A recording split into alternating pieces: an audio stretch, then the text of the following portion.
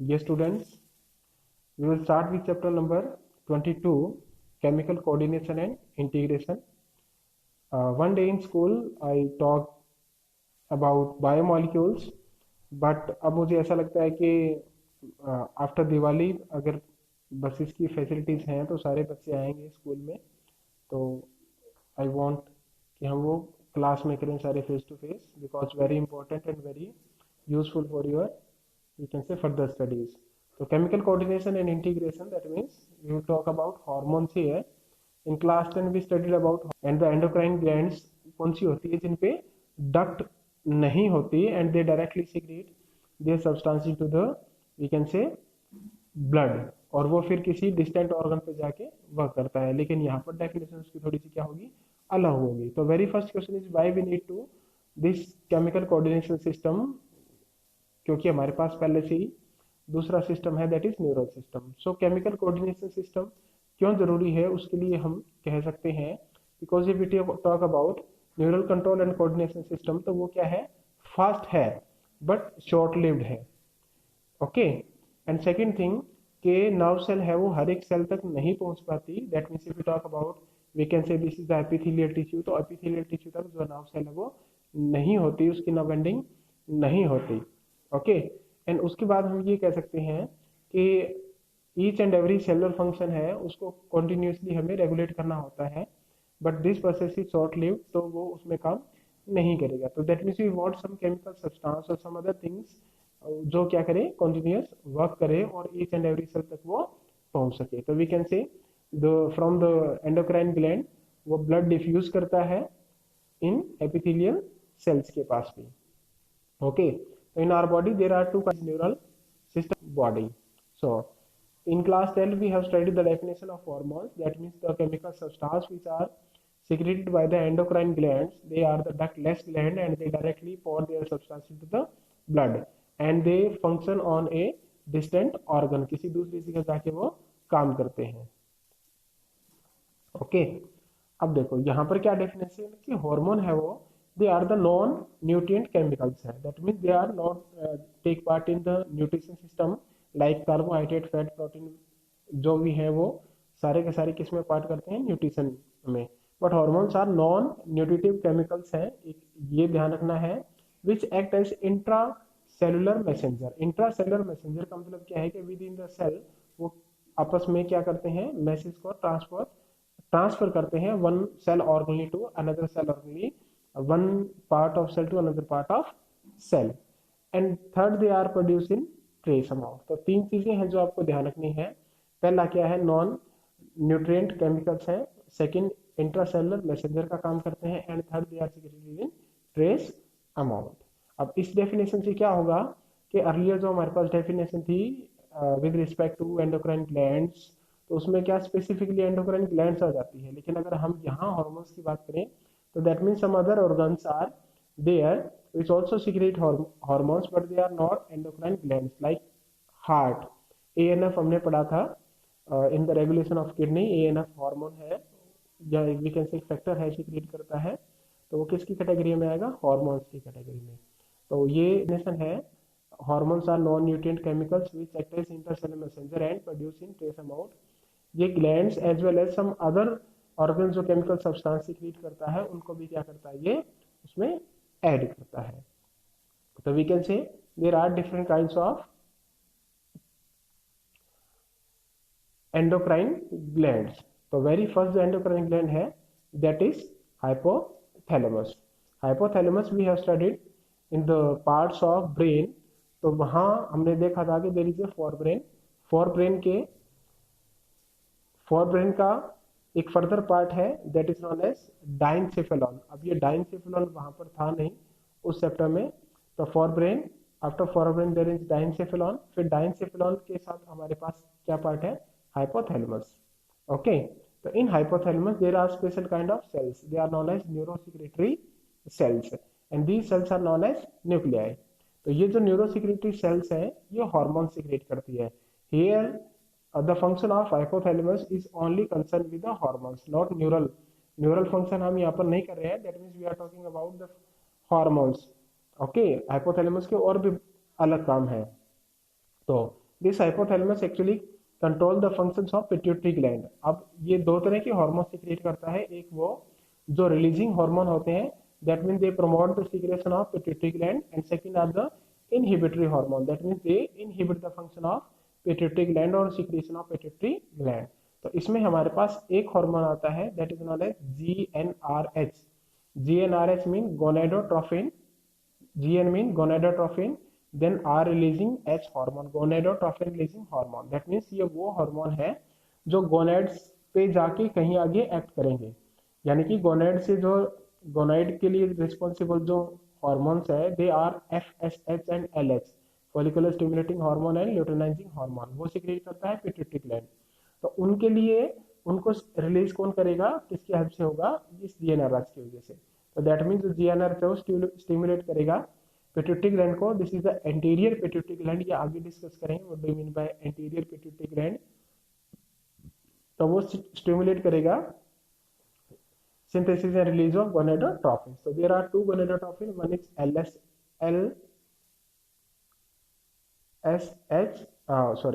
one is LH and second is FSH, follicular stimulating hormones। ठीक है, तो ये जो इसमें दो हार्मोन्स हमारे पास ये है। तो एक हार्मोन आपको याद रखना है GnRH, ये क्या है, रिलीजिंग हार्मोन है। Second hormone is somatostatin. Somatostatin क्या करता है, ये इनहिबिट करता है किस हार्मोन को, जो ग्रोथ हार्मोन सीक्रेट करती है पिट्यूटरी ग्लैंड। तो GnRH ये हार्मोन को, and both are the we can say hormones of anterior pituitary gland, चाहे वो ये यहाँ वाले हो यहाँ वाले हो, उनको कौन कंट्रोल करना है, GnRH एंड सोमेटोस्टेटिन। क्लियर है।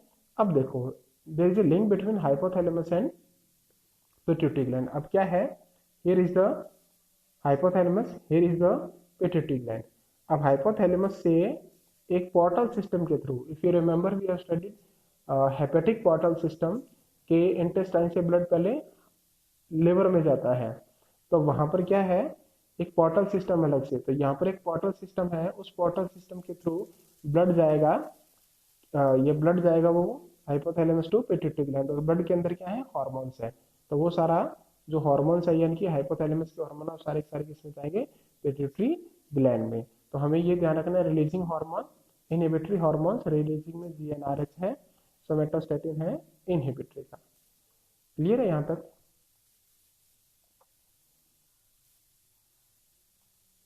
Now see, this is the diagram of hypothalamus and pituitary gland. This is the hypothalamus. In hypothalamus, these are the hypothalamic neurons, जिनको हम न्यूक्लियाई बोलते हैं।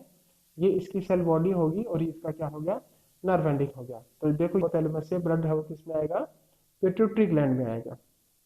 क्लियर है। After that pituitary gland further divide into anterior pituitary and posterior pituitary. थोड़ा सा अलग है इसका, उसको हम नेक्स्ट उसमें देखेंगे कि पिट्यूटरी ग्लैंड कैसी है।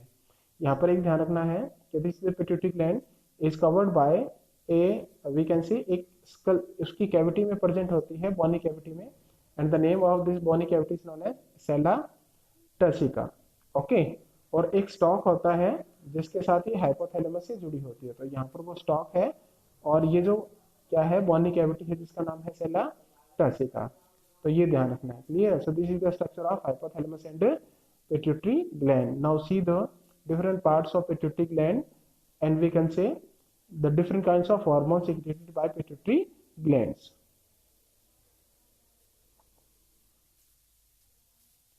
Now,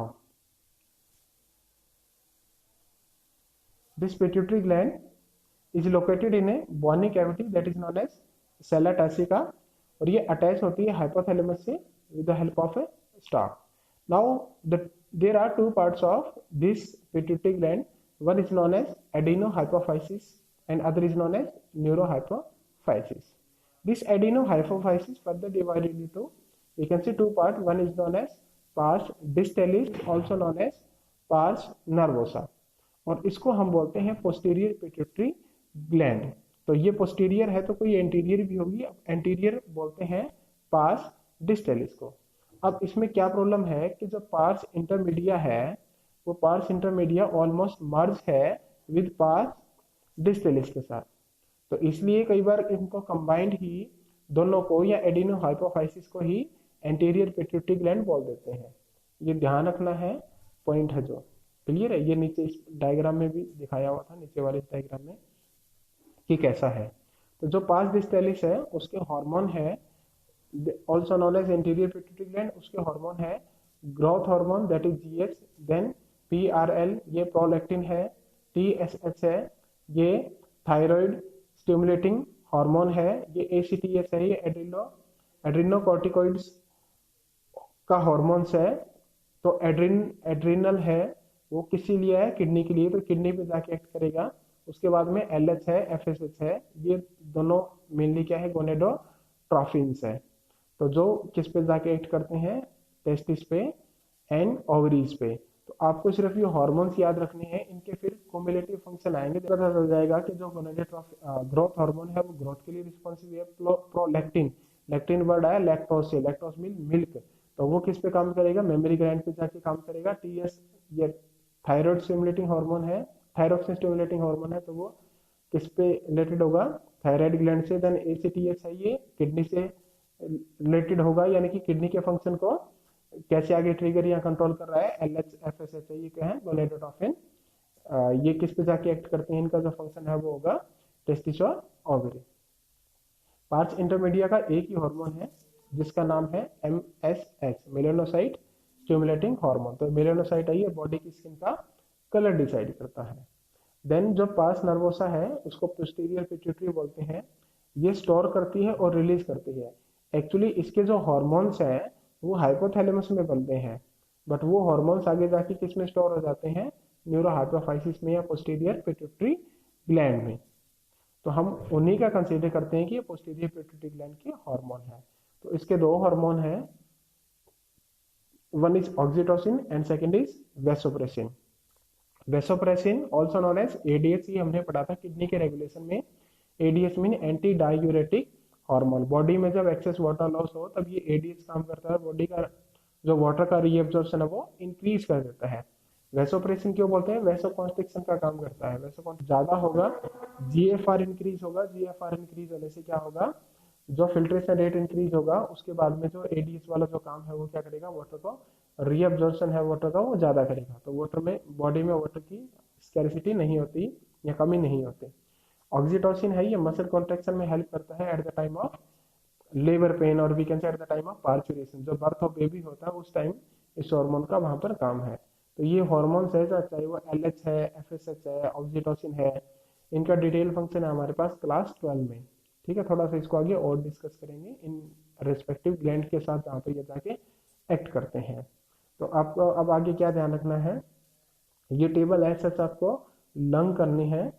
तो आप इसमें क्या करोगे, शुरू से पिट्यूटरी ग्लैंड है, पिट्यूटरी ग्लैंड में याद रखना है सेला ट्रेसिका, फिर एक स्टॉक से जुड़ा होता है, फिर adenohypophysis, neurohypophysis also known as pars nervosa और also known as posterior pituitary gland. ये स्टोर और रिलीज करता है दो हार्मोन को, one is oxytocin and second is vasopressin. Then oxytocin का क्या काम है, मसल कॉन्ट्रैक्शन का। वेसोप्रेसिन का क्या काम है, वेसोकॉन्स्ट्रिक्शन का या ADH we can say reabsorption of water का।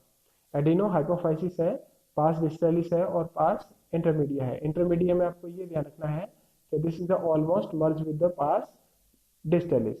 तो ये एक हार्मोन से क्रिएट करती है एमएसएच। इसका काम क्या है, H, PRL, TSH, ACTS, LH, FSH, इनके सारे थोड़े थोड़े फंक्शन हम और करेंगे जिन ग्लैंड्स पे ये जाके एक्ट करती है, फिर वो क्या हार्मोन से क्रिएट करती है, तो एक ऐसे सीक्वेंस बना के। क्लियर है? तो ये पिट्यूटरी ग्लैंड तक आपको करना है, next gland we will discuss in next class, ये यहीं तक करना है। Okay, thank you.